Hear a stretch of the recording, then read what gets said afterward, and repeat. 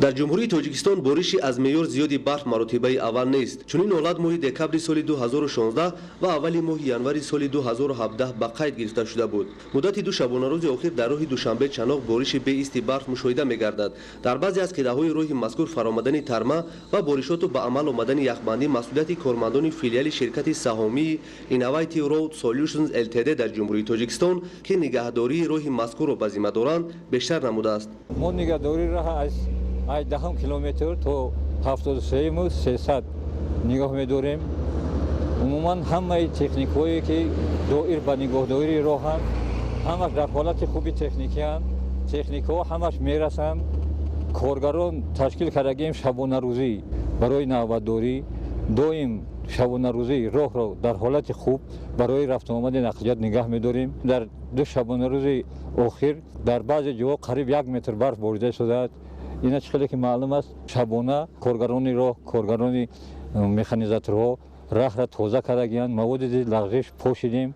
عموما برای نقلیات همه رفت آمد در حالت خوب است. حرکت میکنیم وعده میدیم که دائم چیزی که دیده شدیم حاضر راه را برای رفت آمد نقلیات دائم در حالت یعنی خوب نگاه داریم که برای رانندگان یگان مانع نشود. تازه کردن راه از برف کارکرد با مواد ضد لغزش و دیگر کارهای مربوط به نگهداری در سطح خوب و صفت بلند برآمده مانده شده است و امروزها حرکت واسطه‌های نقلیات در این مسیر تامین می‌باشد.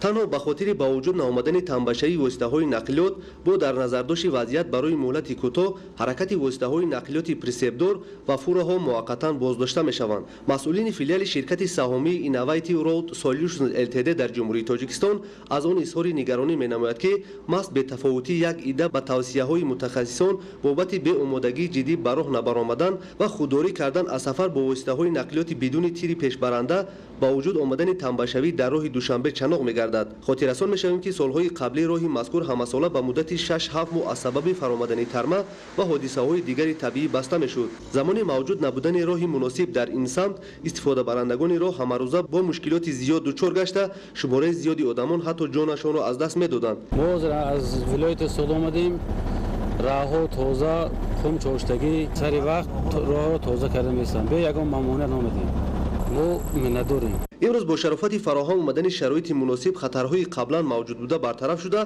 اهالی از روی اتومبیلگردی به معیارها جوابگو برخوردار میباشند.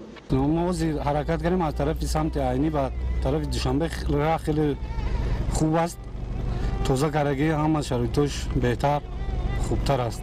برای فعالیت منتظم در فصل زمستان 10,000 متر مکعب مواد ضد لغزش 260,000 لیتر سوزشواری دیزلی 85 تن انگشت و به مقدار ضروری سر و لباس زمستانه مخصوص برای کارمندان و غیره ذخیره شده. این عامل امکان می‌دهد که رسالت شرکت یعنی نگهداری شهرها در سطح خوب و صفت بلند عملی گردد. تجربه چند سال اخیر دلیل واضح آن است که محض در زمینه جهد و تلاش و محنت شبانه روزی کارمندان فیلیال شرکت شهرهای مذکور بسته نبود. خصوصا در تازه کردن راه از برف و ترما ماشین و مکانیزم های زمانوی استفاده می شوند. در رابطه با بارش برف و یخبندی در این مسیر از رانندگان خواهش کرده می شود که بدون آمادگی که موسم سرما تقاضا دارد و با اتومبیل هایی که تیر پیشبر ندارند به راه نبرایند، زیرا در برابر آن که خودشان با مشکلی مواجه می گردند همزمان با حرکت دیگر واسطه های نقلیات مانع ایجاد می نماید.